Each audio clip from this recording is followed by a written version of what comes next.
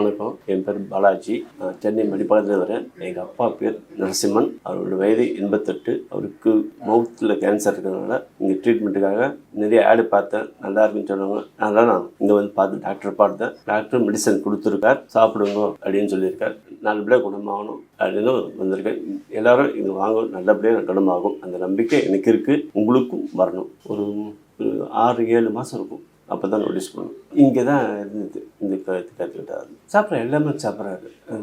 நான் காலைல டீ கொடுத்தான் சாப்பிட்டாரு, இட்லி கொடுத்தா சாப்பிட்றேன். கொஞ்சம் முடுங்கிறது, கொஞ்சம் தண்ணி கூட கொஞ்சம் கஷ்டமாக இருக்குது அப்படின்னு சொல்கிறாரு. அவ்வளோதான். டாக்டர் மெடிசன் கொடுத்துருக்காரு. 4 விதமான மெடிசன் கொடுத்துருக்காரு. சாப்பிட சொல்லி சாப்பிடுங்க, 10 நாள் சாப்பிட்டுட்டு திருப்பி அடுத்த மெடிசன்ஸ் வாங்கி சாப்பிடுங்க, கண்டிப்பாக குணமாகும்னு சொல்லியிருக்காரு. இப்போ இதுக்கப்புறம் தான் ரொம்ப இந்த ஆக்சுவலாக 2 மாதம் வரைக்கும் நல்லா ஆக்டிவாக தான் இருந்தார். இது சொன்னதுக்கப்புறம் தான் அவருக்கு இன்னும் கொஞ்சம் ஆகிட்டார்.